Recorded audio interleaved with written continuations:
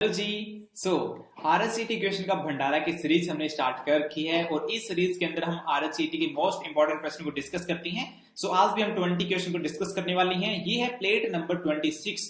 इससे पहले हमने प्लेटें 25 प्लेटें अपलोड कर दी हैं, मतलब कि पार्ट को अपलोड कर दिया। अगर आपने इनको नहीं देखा है तो उनको जरूर देखना, क्योंकि आरएससीटी के जितने भी क्वेश्चन आज तक आए हैं ना, जैसे कि हम 2013 से आरएससीटी करवा रहे हैं, तो आरएससीटी क्वेश्चन ना इंटरकनेक्टेड होते हैं। मतलब कि एक क्वेश्चन का आप डीप तरीके से समझ जाओगे तो उससे संबंधित कम से कम 10 क्वेश्चन का आप आंसर आराम से दे सकते हो, और वही हम कोशिश करते हैं आपको समझाने की। सो आरएससीटी की अपनी तैयारी यूट्यूब चैनल पे आपका स्वागत है। मैं हूं आपका दोस्त एनके। चलिए फिर क्वेश्चन नंबर 1 को हम डायरेक्ट पढ़ लेते हैं। क्वेश्चन नंबर 1 आपके सामने है। अधिकांश वेब ब्राउज़र वेब पेज के यूआरएल को रिक्त स्थान पर प्रदर्शित करते हैं। Formula bar, address bar, status bar, title bar. इसका राइट आंसर है option number B, address bar. यानी कि कोई भी वेब ब्राउज़र होते हैं वो वेब पेज का जो यूआरएल होता है, मतलब कि यूआरएल जो होता है उसे कहां पर प्रदर्शित करते हैं? एड्रेस बार पे प्रदर्शित करते हैं। और एड्रेस बार कहां पे होती है? टाइटल बार के नीचे। और ये सिर्फ अपने वेब ब्राउज़र जो प्रोग्राम होता है ना उसी के अंदर होती है। हर प्रोग्राम में ये जो एड्रेस बार है वो नहीं होती है। ओके। और इसके अलावा भी है ना, जैसे वेब ब्राउज़र क्या होती है, यानी कि किसी भी वेबसाइट को चलाने के लिए एप्लीकेशन प्रोग्राम की आपको जरूरत पड़ती है, जिसे अपने वेब ब्राउज़र या फिर ब्राउज़र बोलते हैं। और वेब पेज यानी कि वेबसाइट के जो पेज होते हैं उनको वेब पेज बोलती हैं। और यूआरएल की full form uniform resource locator होती है। ओके। और जो फॉर्मूला बार है, फॉर्मूला बार एक्सेल के अंदर होता है, इसके अंदर फॉर्मूले शो करते हैं। ठीक है। और इसके अलावा अपने जैसे कि स्टेटस बार है, बिल्कुल टास्क बार के ऊपर वाली बार जो होती है वो स्टेटस बार होती है। एमएस वर्ड के अंदर आप देख लेना। एंड इसके अलावा टाइटल बार, प्रोग्राम के बिल्कुल शीर्ष में जो बार होती है वो होती है टाइटल बार। देखो एक क्वेश्चन को अगर डीप तरीके से समझोगे तो देखो कितने सारे आंसर आपको मिल रहे हैं, है ना। नेक्स्ट क्वेश्चन नंबर 2, निम्न में से कौन सा सर्च इंजन नहीं है? Wikipedia, Google, Yahoo, Bing. इसका राइट आंसर है option number A, Wikipedia. Wikipedia एक सर्च इंजन नहीं है। इसके अलावा गूगल, याहू, बिंग ये तीनों आपस में कंपटीटर हैं, मतलब कि तीन भाई हैं। लेकिन गूगल है वो कुछ ज्यादा ही फैल गया है, कम से कम 98% मार्केट को वो कवर कर रहा है। इसीलिए तो आप और हम गूगल और याहू और बिंग को जानते भी नहीं है। और यहाँ पे विकिपीडिया है एक ऐसी वेबसाइट जहां पे आप कोई भी डेटा पहले से मौजूद है उसे एडिट कर सकते हो। ठीक है। मतलब कि बहुत सारी जानकारी है। अगर आप विकिपीडिया पे जाके भारत के बारे में सर्च करोगे ना तो भारत की मुद्रा क्या है, जनगण मन ये जो अपना राष्ट्रगान होता है, और वंदे मातरम सॉन्ग है, और फ्लैग कौन सा है, सारी की बारीक से बारीक डिटेल आपको मिल जाएगी। और अगर आपको वहां पे नजर आता है कि कोई गलती है उसके अंदर तो आप उसे सही भी कर सकते हो। देखो कितनी अच्छी बात है। ठीक है। क्वेश्चन नंबर 3 पढ़ते हैं। आधार कार्ड संख्या में कितने अंक शामिल होते हैं? मेरे ख्याल से ये काफी आसान प्रश्न है, तो आपको इसका जवाब पता होगा। राइट आंसर ऑप्शन ए है 12 अंक। Okay. Next question number 4, SSO के माध्यम से नागरिक किन सुविधाओं का लाभ ले सकते हैं? एसएसओ आईडी होती है ना, आई थिंक आप सभी की होगी भी ही। और अगर पीछे वाले पार्ट पढ़ के आए तो फिर एसएसओ के बारे में तो पता ही होगा। इसकी फुल फॉर्म क्या है नीचे कमेंट बॉक्स में कमेंट करके बताना जरा मेरे को। इसका ऑप्शन पढ़ते हैं। डिजिटल गवर्नमेंट सेवा, ऑफलाइन शॉपिंग, प्राइवेट बैंकिंग, उपरोक्त में से कोई नहीं। इसका राइट आंसर है ऑप्शन नंबर ए, डिजिटल गवर्नमेंट सेवा। हाँ, गवर्नमेंट की जो भी सेवा होती है वो हम एसएसओ आईडी के माध्यम से ले सकते हैं। इसका फुल फॉर्म नहीं पता तो सिंगल साइन ऑन इसका फुल फॉर्म होता है। नेक्स्ट क्वेश्चन नंबर 5, एक प्रेजेंटेशन में स्लाइड शो स्टार्ट करने के लिए क्या कर सकते हैं? ठीक है। तो इसका राइट आंसर ऑप्शन नंबर ए है, F5 को दबाना और स्लाइड शो मेन्यू में न्यू शो ऑप्शन को चुनना। ठीक है, ये इसका राइट आंसर है। नेक्स्ट क्वेश्चन नंबर 6, MHRD का पूरा नाम क्या होता है? यहाँ पे एक बात फिर से मैं ना रिपीट करूंगा कि फुल फॉर्म के ना प्रश्न आते हैं, तो फुल फॉर्म पे आपको अगर एक वीडियो चाहिए तो हम वीडियो बना देंगे, फिर आप चैनल पे जाके देख लेना। अगर वीडियो बनी हुई तो उसे देख लेना। ठीक है। सो इसका राइट आंसर चेक करते हैं। ऑप्शन नंबर ए इसका राइट आंसर है। MHRD का पूरा नाम मानव संसाधन विकास मंत्रालय होता है। नेक्स्ट क्वेश्चन नंबर 7, भामाशाह रोजगार सृजन योजना। देखो हमने काफी सारे प्रश्न पढ़े हैं BRSY, उसके अंदर ओनली BRSY दिया गया था और हमने उसकी फुल फॉर्म आपको बताई नहीं, क्योंकि किसी न किसी प्रश्न में उसकी फुल फॉर्म होगी ही। सो यहाँ पे देखिए इसकी फुल फॉर्म है भामाशाह रोजगार सृजन योजना के तहत ऋण चुकता करने की अवधि क्या होती है? देखो अभी इस क्वेश्चन में ना आपको 2 आंसर मिलेंगे। चलिए पहले प्रश्न का आंसर देखते हैं। ऑप्शन नंबर सी इसका राइट आंसर है, मतलब कि भामाशाह रोजगार सृजन योजना BRSY के तहत ऋण चुकता करने की अवधि 5 वर्ष होती है। देखो मैंने बोला था ना, दो आंसर मिलेंगे। कैसे दो आंसर? BRSY का पूरा नाम क्या होता है? भामाशाह रोजगार सृजन योजना, और इसके तहत ऋण चुकता करने की अवधि क्या होती है? 5 वर्ष। देखो एक क्वेश्चन में दो क्वेश्चन मिल गए ना, इसी प्रकार से ना बहुत सारे क्वेश्चन मिलते हैं। Next question number 8, EPDS portal, इसका यहाँ पे फुल फॉर्म दिया गया, सॉरी URL दिया गया है, मतलब इनकी वेबसाइट का लिंक मान सकते हैं, यानी कि इसे लिंक बोल सकते हैं या फिर इसे URL भी हमने बोल सकते हैं। में कौन सी सुविधा उपलब्ध नहीं है? EPDS पोर्टल में कौन सी सुविधा उपलब्ध नहीं है? भामाशाह की लिस्ट, राशन कार्ड की आवेदन स्थिति ट्रैक करना, राशन कार्ड के विवरण पता करना, FPS की लिस्ट। तो इसका राइट आंसर ऑप्शन नंबर ए है, भामाशाह की लिस्ट। ये EPDS पोर्टल में उपलब्ध नहीं होती है। अगर आपने EPDS पोर्टल पे विजिट करना है तो http://food.raj.nic.in आप लिखोगे एड्रेस बार के अंदर किसी भी ब्राउजर के अंदर, तो आप पहुंच जाओगे इनके पोर्टल पे। किनके पोर्टल पे? EPDS पोर्टल पे। ओके। नेक्स्ट क्वेश्चन नंबर 9, निम्नलिखित में से कौन सा स्टोरेज डिवाइस का उदाहरण है? Compact disc, monitor, hard disk, A and C। इसका right answer option number D होगा, A एंड C। मतलब कि स्टोरेज डिवाइस पूछी गई है। स्टोरेज डिवाइस कौन सी होती है? यानी कि जिसके अंदर हम कुछ स्टोर करके रख सकते हैं। जैसे कि अपने कंप्यूटर के डेटा की यहाँ पे बात हो रही है, तो यहाँ पे पेन ड्राइव हो सकता है, कार्ड हो सकता है, हार्ड डिस्क हो सकता है और कॉम्पैक्ट डिस्क हो सकता है। ठीक है, मॉनिटर नहीं हो सकता। मॉनिटर तो एक आउटपुट डिवाइस होती है, जैसे कि अभी आप इस मोबाइल के अंदर ये जो स्क्रीन की तरफ देख रहे हो, मुझे देख रहे हो, यहाँ पे प्रश्न को देख रहे हो, ये भी तो एक प्रकार का मॉनिटर ही है। मतलब कि इसके अंदर इनबिल्ट मॉनिटर इसे कह सकते हैं। तो मॉनिटर क्या होता है ना कि मॉनिटर सॉफ्ट कॉपी शो करता है और मॉनिटर एक आउटपुट डिवाइस होती है। ये दो प्रश्न मॉनिटर के संबंधित हैं। सिंपल से हैं लेकिन आते हैं एग्जाम के अंदर, ऐसे ही आते हैं simple question.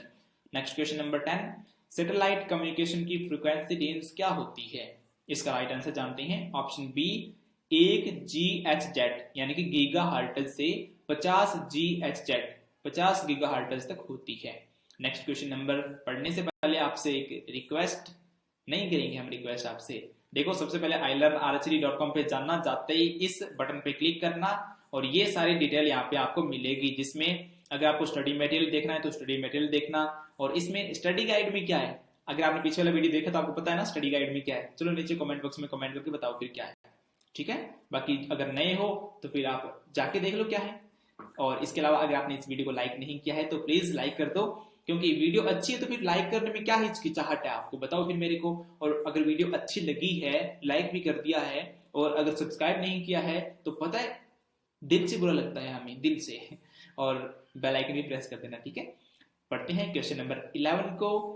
DBMS ACID property का अनुसरण करता है, मतलब कि DBMS ACID प्रॉपर्टी का अनुसरण करता है। तो ACID का मतलब क्या है?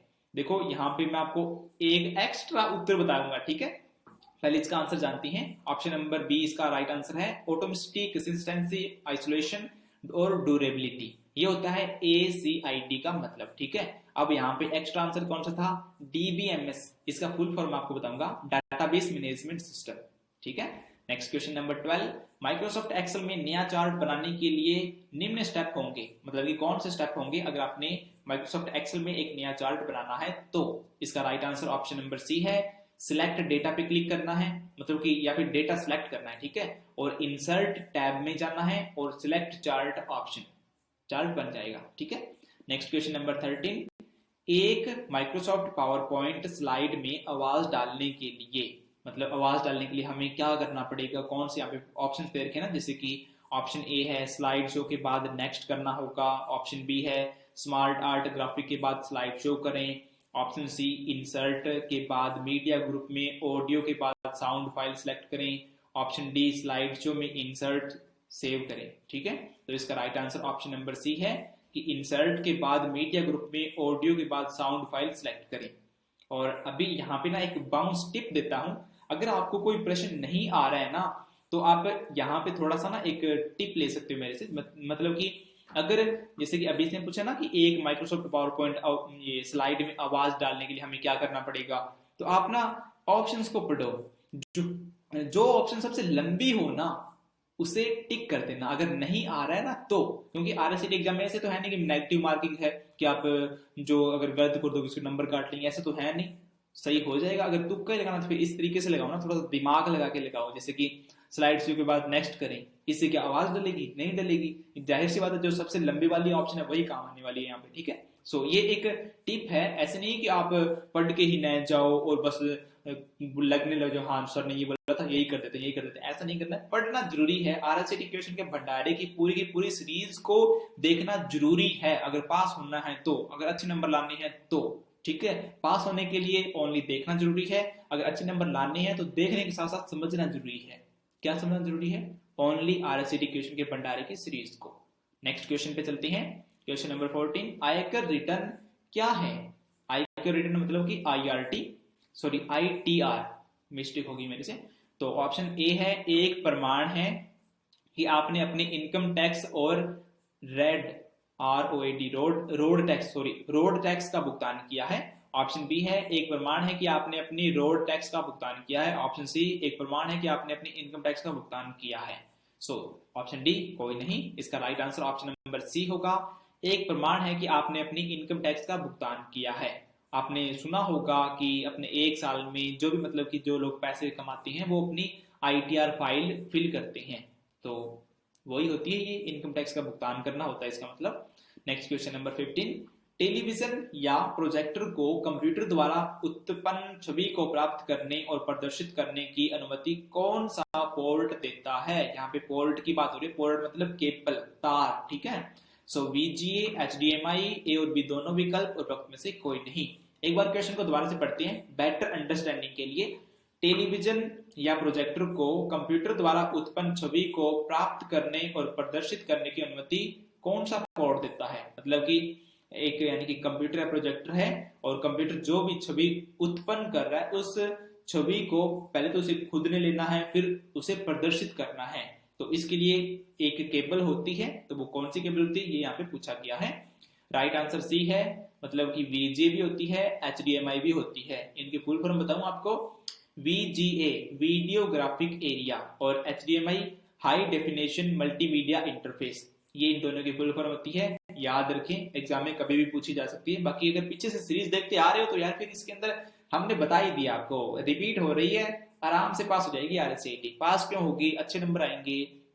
नेक्स्ट क्वेश्चन नंबर 16, निम्न में से कौन सी जानकारी आधार कार्ड से संबंधित नहीं है? व्यक्ति का नाम, फोटोग्राफ, IRIS स्कैन्स और CVV। इसका राइट आंसर है ऑप्शन नंबर डी, CVV। देखो, निम्न में से कौन सी जानकारी आधार कार्ड से संबंधित नहीं है? आइरिस स्कैन्स वो तो होता ही है, फोटोग्राफ भी होता है, व्यक्ति का नाम भी होता है, लेकिन CVV कहाँ होता है? पता है कहाँ होता है? कहाँ होता है? डेबिट या क्रेडिट कार्ड के ऊपर, और ऊपर यानी कि बैक साइड में पीछे होता है और 3 अंक का होता है ये, ठीक है। चलते हैं फिर नेक्स्ट क्वेश्चन पे।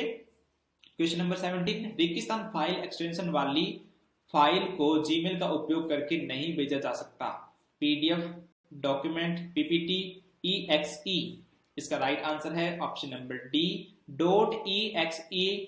जिस फाइल का एक्सटेंशन होता है उसे आप जीमेल के माध्यम से नहीं भेज सकते हैं। जीमेल का पूरा नाम गूगल मेल होता है, ठीक है। एक्स्ट्रा आपको समझा रहे हैं।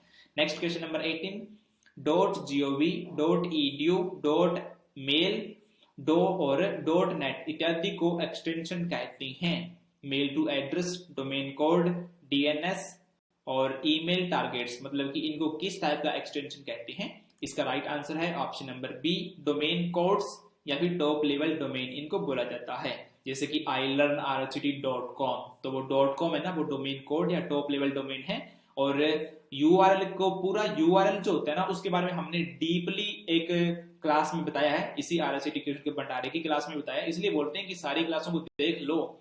Next question number 19, proxy firewall filtering किस लेयर में होती है? प्रॉक्सी फायरवॉल फिल्टरिंग किस लेयर में होती है? एप्लीकेशन लेयर में, डाटा लिंक लेयर में, नेटवर्क लेयर में, उपरोक्त में से कोई नहीं। इसका राइट आंसर है option number A, application layer के अंदर। Okay, next question number 20, SMTP का पूर्ण रूप क्या होता है? इसका राइट आंसर है ऑप्शन नंबर ए, सिंपल मेल ट्रांसफर प्रोटोकॉल, और ये ना ईमेल से संबंधित है। ठीक है, इतना ध्यान रखें। इसी के साथ आज की वीडियो समाप्त होती है।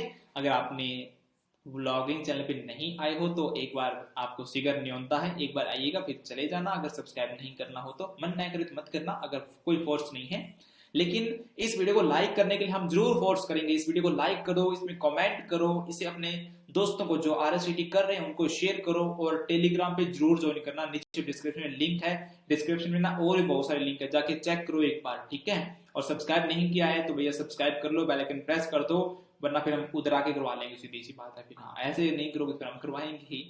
और मिलते हैं फिर नेक्स्ट वीडियो में, क्योंकि अपनी तैयारी फुल तैयारी। गुड बाय दोस्तों, बाय बाय।